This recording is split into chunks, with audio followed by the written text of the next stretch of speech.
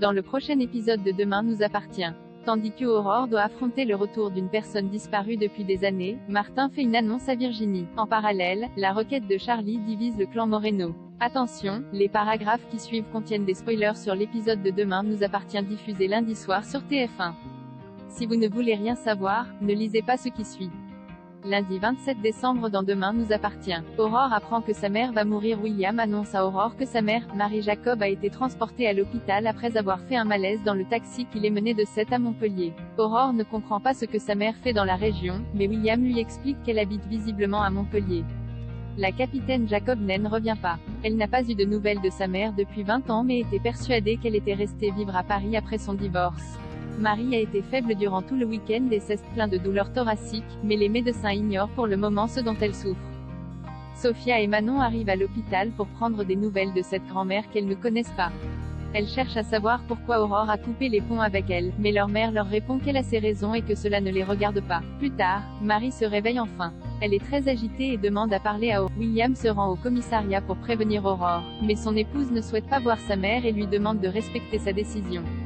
De retour à l'hôpital, William retrouve Sophia qui tente d'en savoir plus sur Marie en l'interrogeant.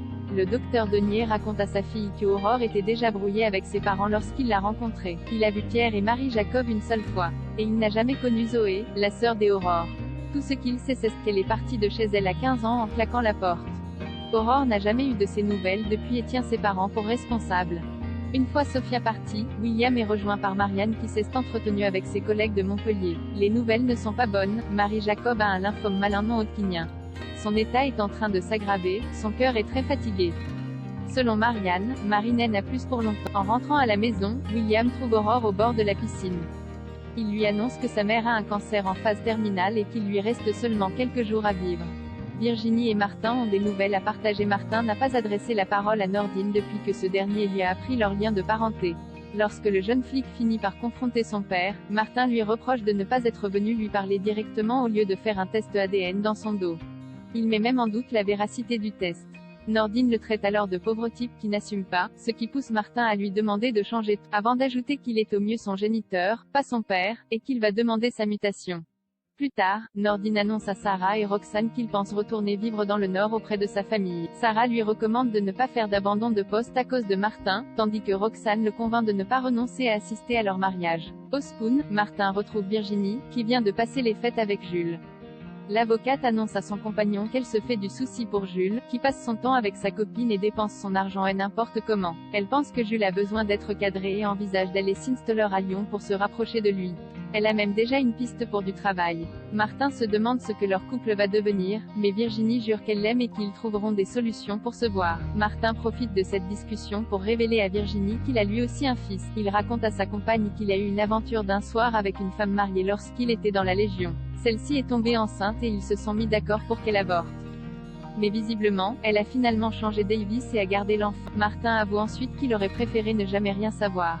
Car il ne ressent rien pour Nordine. Pour Virginie, c'est normal, Martin est encore sous le choc et il doit prendre le temps d'apprendre à connaître Nordine.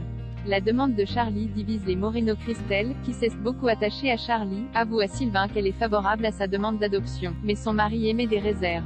Il pense que la jeune femme en a après leur compte en banque. Et Betty est évidemment du même avis et tente, au même moment, de convaincre Dylan et Jessica du caractère machiavélique de Charlie. Plus tard, Christelle et Betty se rendent à la galerie d'art. Christelle jette son dévolu sur une toile d'un artiste américain, qui se trouve également être la plus chère de la galerie. Tandis qu'elle exige d'être livrée le soir même, un jeune homme qui porte une casquette et des lunettes de soleil fait le tour de la galerie et prend des photos des différentes œuvres, ce qui ne manque pas d'intriguer le gérant. En rentrant, Christelle a droit à un conseil de famille. Dylan lui annonce que toute la famille pense que la démarche de Charlie n'est pas totalement désintéressée. Sylvain et les enfants ont peur que Christelle se fasse avoir. Mais Christelle leur lance qu'elle est déçue de voir qu'ils sont si méfiants. Le soir venu, pendant le dîner, l'ambiance est tendue. Betty et Dylan s'amusent à faire passer une fois de plus Charlie pour une manipulatrice qui n'a quoi après l'argent de leurs parents. Excédé, Charlie quitte la table pour laisser les Moreno manger en famille. Elle se permet de faire remarquer à Betty, Dylan, et Jessica qu'ils sont tout partis de la maison à la première occasion et qu'ils n'ont pas de leçons à lui donner.